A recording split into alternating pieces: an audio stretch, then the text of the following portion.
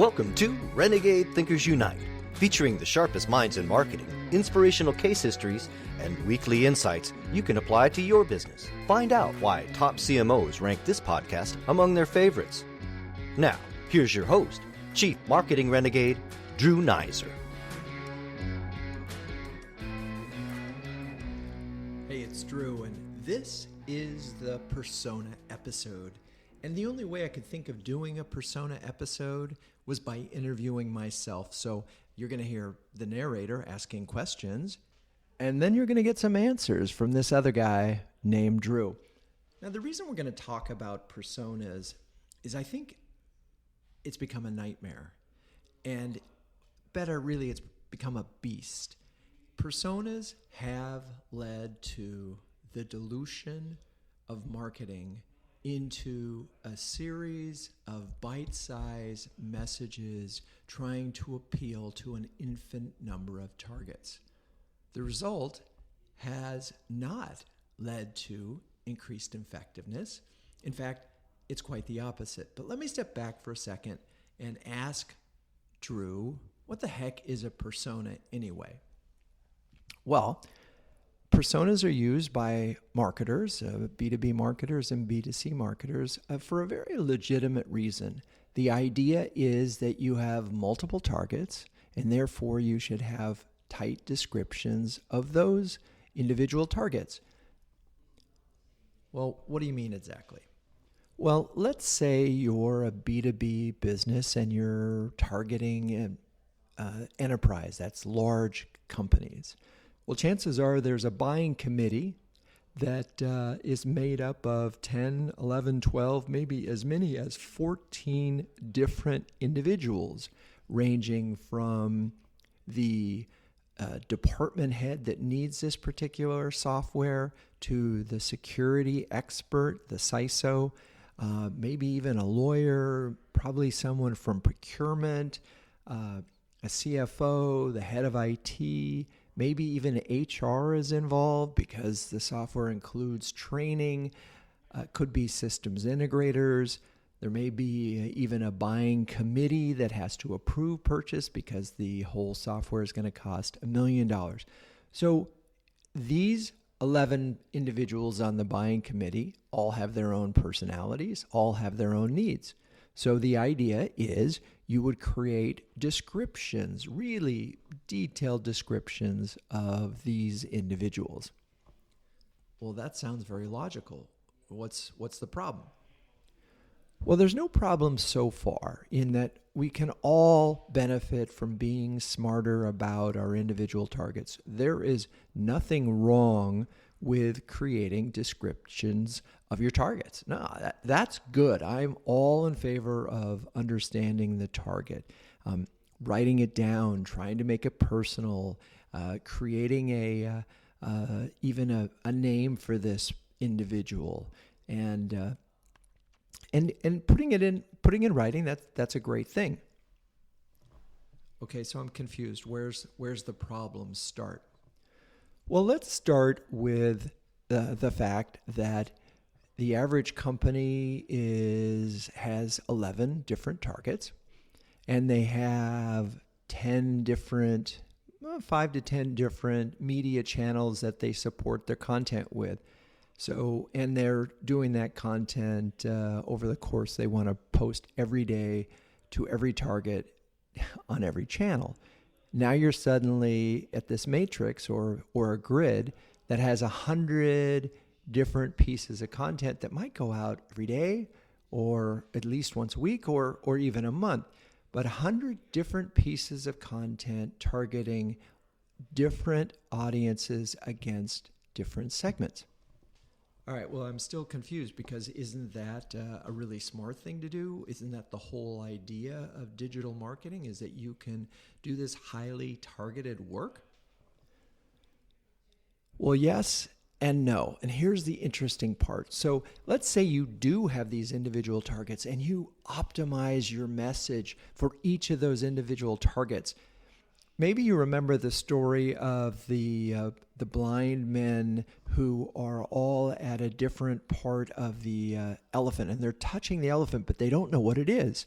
And one is feeling the feet and wondering what it is, and another one is feeling the snout and can't really get a sense of it. Another one is touching the skin, and the problem is replicated when the buying committee comes together and talks about your business and says, well, I like them for this reason. Person, the CFO says, I like them for this reason, and I like them for that reason, says the security guy. Okay, that sounds okay so far. What's the problem?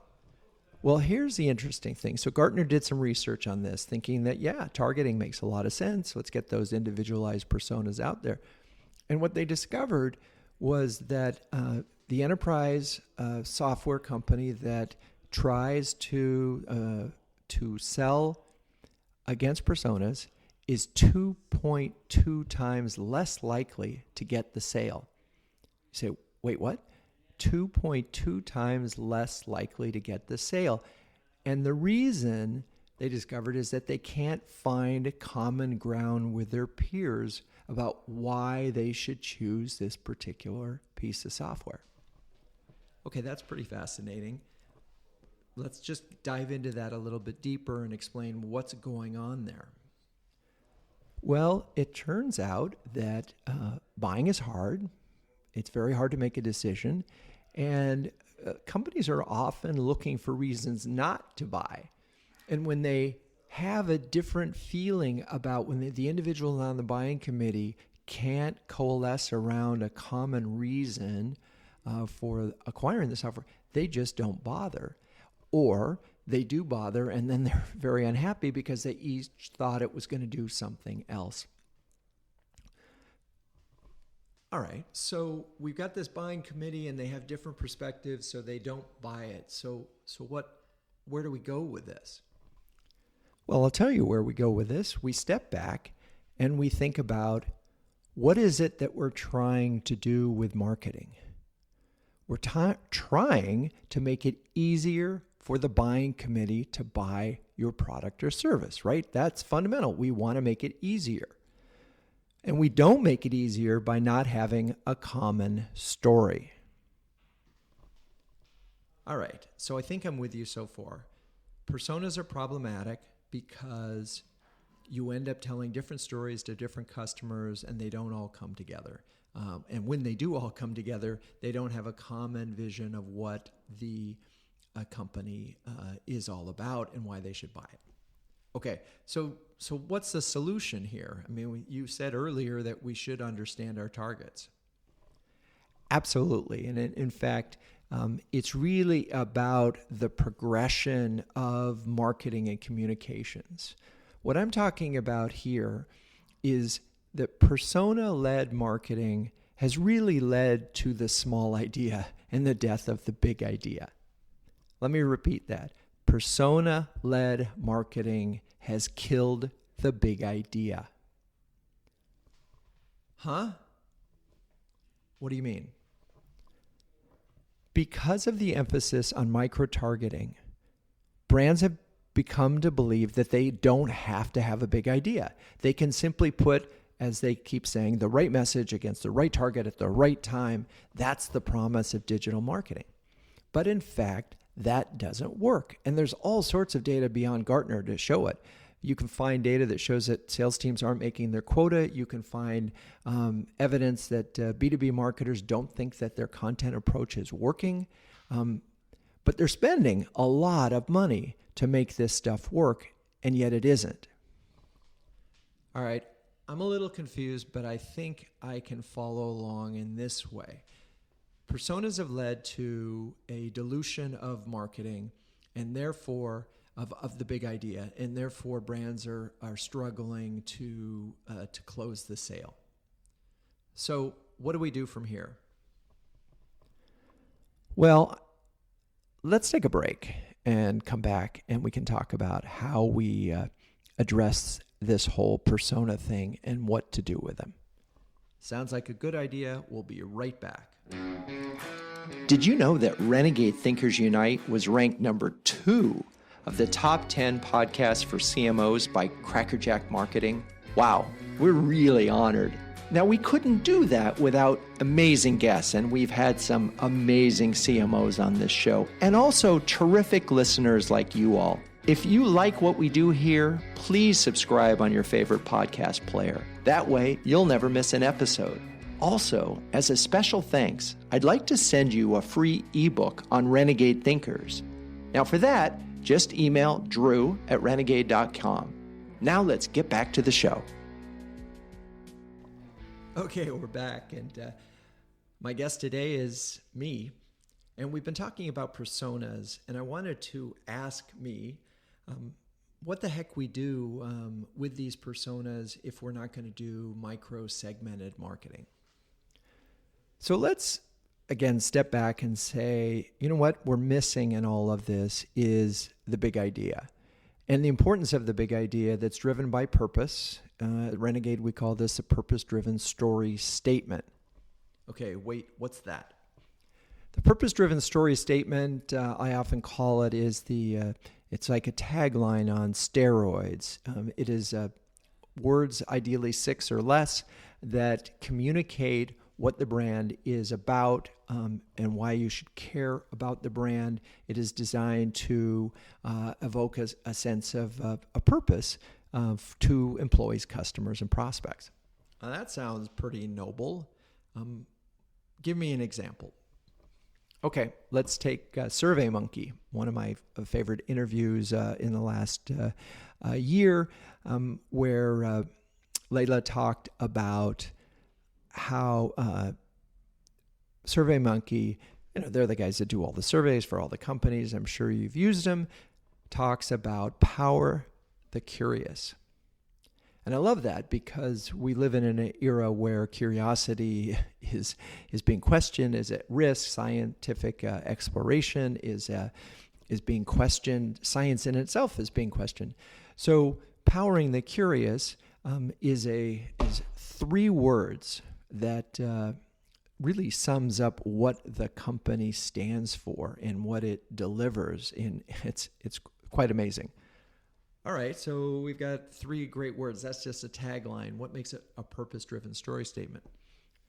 Well, the great thing about that example is that there's lots of things that you can do with employees. You can train employees on how to be more curious, how to ask better questions. You can do the same thing with your customers. And in fact, SurveyMonkey is doing just that.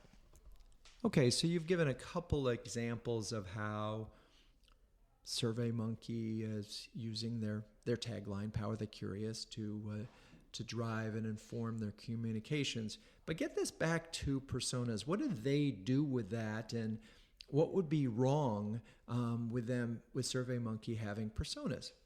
Again, nothing is wrong with SurveyMonkey using personas. In fact, I'm sure they have many.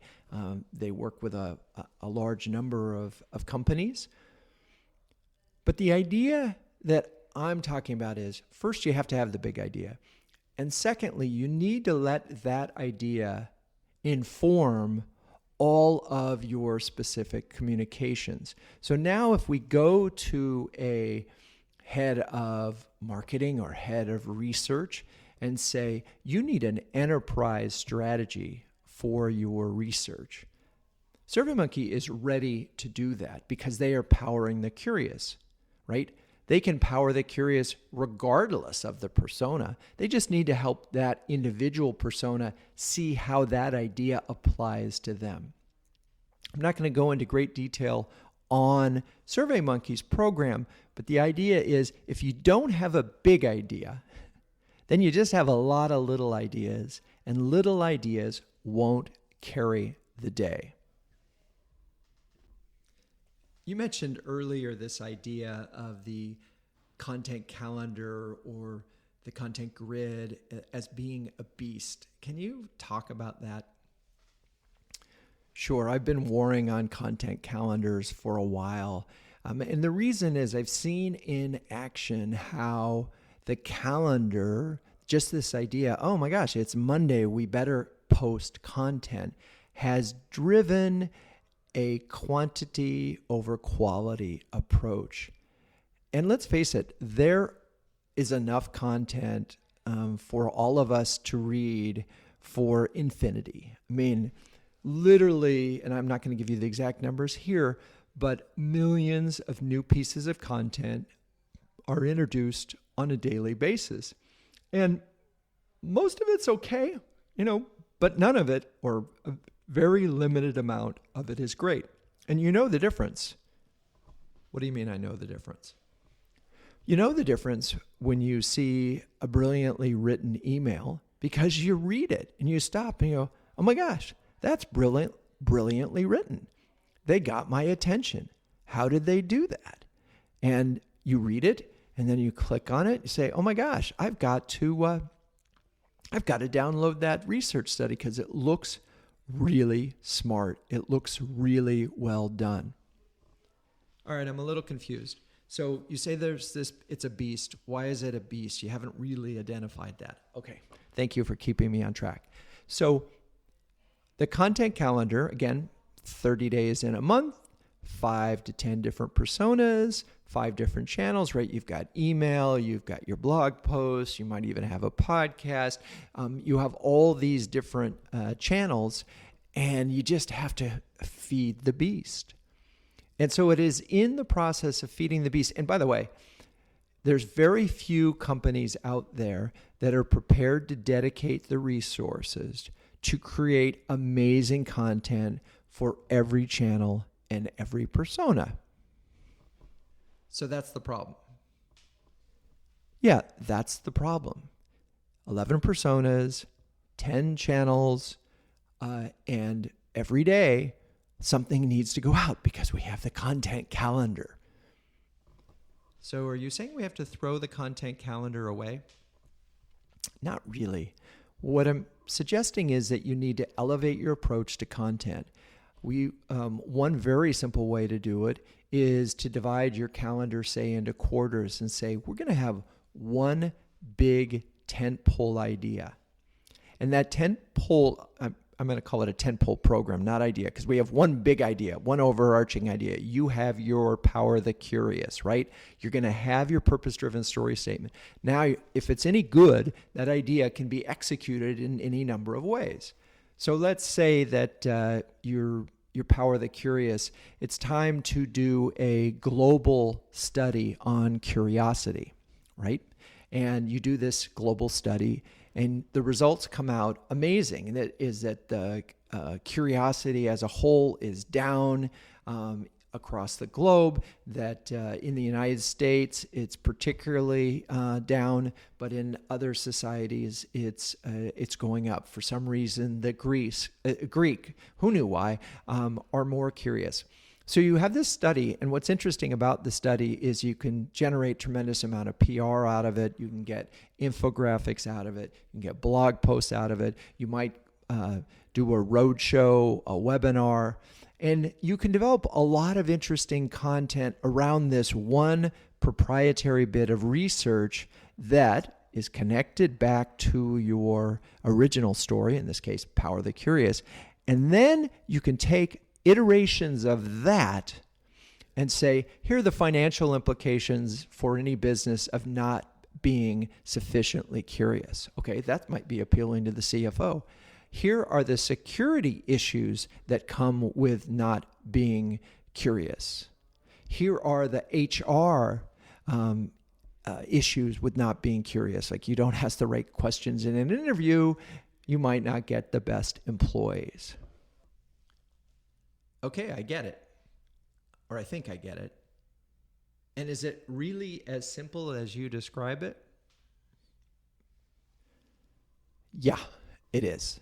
It really is.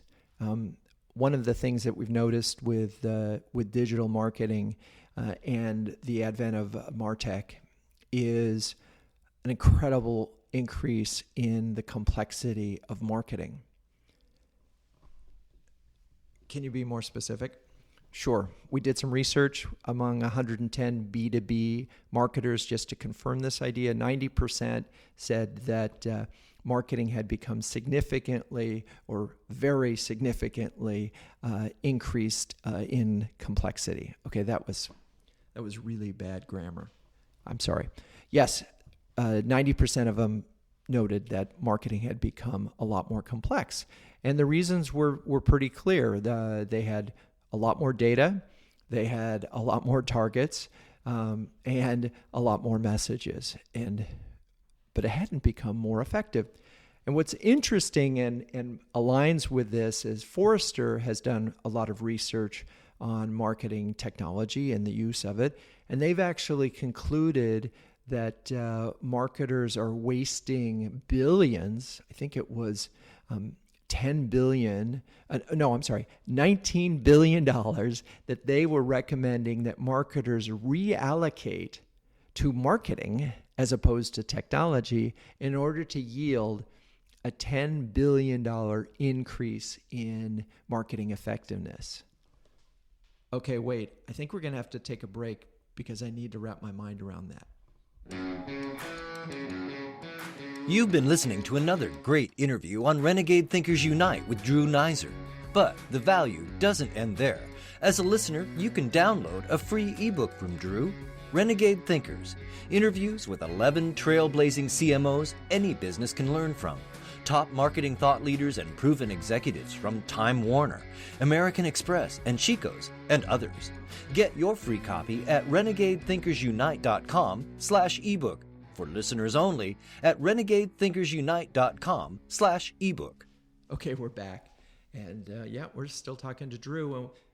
He just mentioned this research study by Forrester, which suggested that marketers were spending too much money on marketing technology. Can you talk about that? Sure. And I've seen this in practice, not just from the Forrester research, where a marketer targeting enterprise customers is spending as much as $1 million on marketing technology and doesn't have $1 million in their media budget. And I just sort of wonder how that's supposed to play out, because if you don't have media of some kind to build awareness and drive interest in your brand, how are you going to get the word out that you are all that you are cracked up to be? Okay, so marketers are spending too much on marketing technology. So what? Well, the so what is that you don't have money to develop amazing content. You don't have money to get the word out there that you have an incredible product or service that is profoundly important to the marketplace. So personas lead to or are driven by an increase in marketing technology. An increase in marketing technology means less money for media and content creation. Yeah, that's kind of it.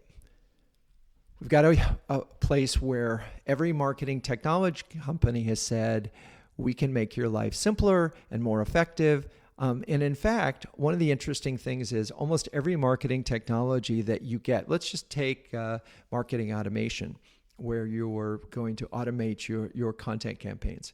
And by the way, I have nothing against this. In fact, I think every company needs to have it.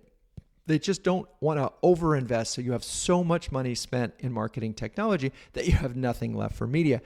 So you get this marketing technology, the marketing automation software, and you have to hire people to support it. And in fact, you really need two people. Most of the time, people just hire one.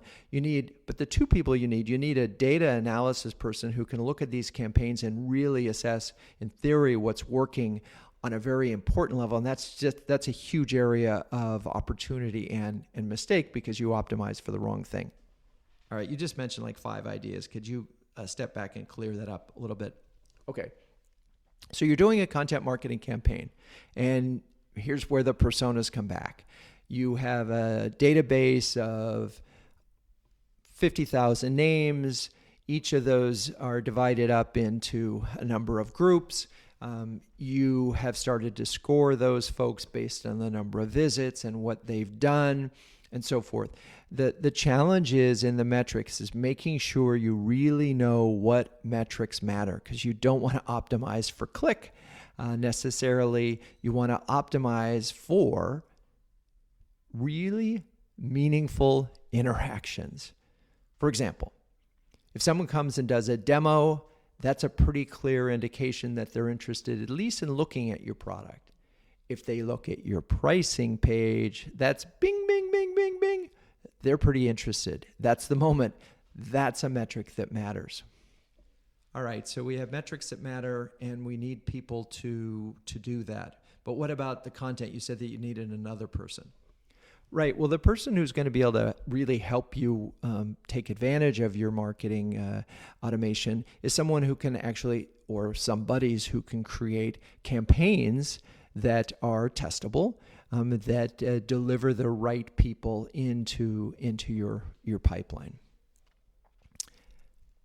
And this is where it gets complex really fast, is that individual start with the data person that you start creating. Oh, well, we have 10 different targets, so let's create 10 different campaigns at 10 different times. And now we're back to this dilution and complexity. And this is the whole problem, is you think that because we got that person to click on and watch the demo, we go, yeah, that's the right person. We got this now. But now we go back to the buying committee. No one buys $1 million software based on watching a demo on your website. They have to go back and convince, even if they want it really badly, they have to go back and convince the entire buying committee to buy the product. And if you haven't given them an anchor idea and enabled them to sell the rest of their organization with all these different tools that tell the same story, you're going to fail. All right, I think this whole thing was rather circular, but I think you got to the main point, which is we're trying to sell stuff here.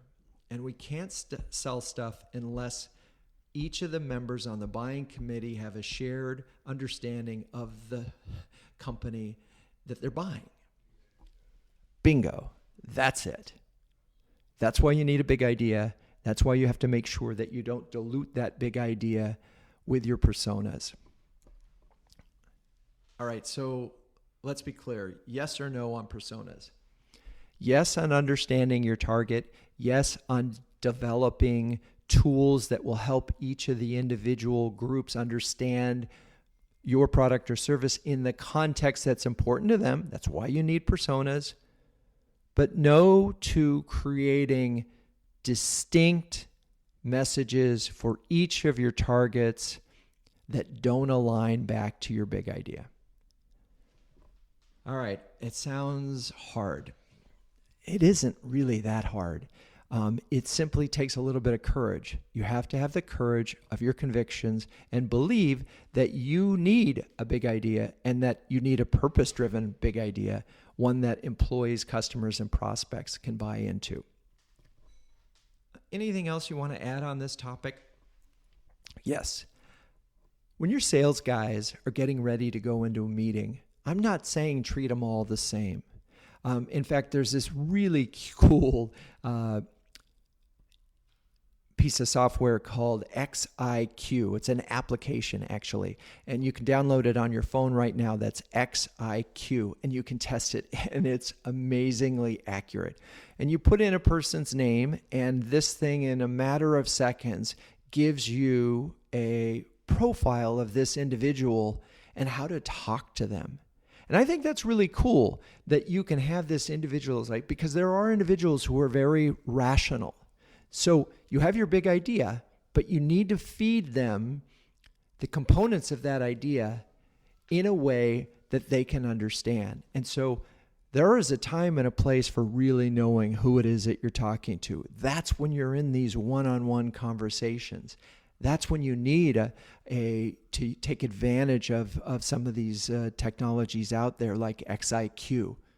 But when we're talking about marketing, we need to have the courage to have one big idea that is profound, that can hold everything else that you do together.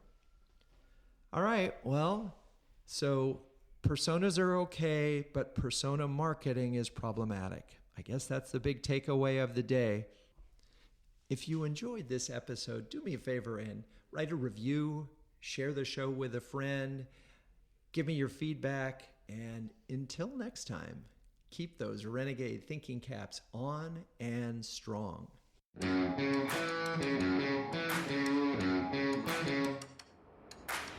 This has been Renegade Thinkers Unite, but it doesn't end there. Just go to renegadethinkersunite.com for more and subscribe to the show. That way, you'll never miss an episode.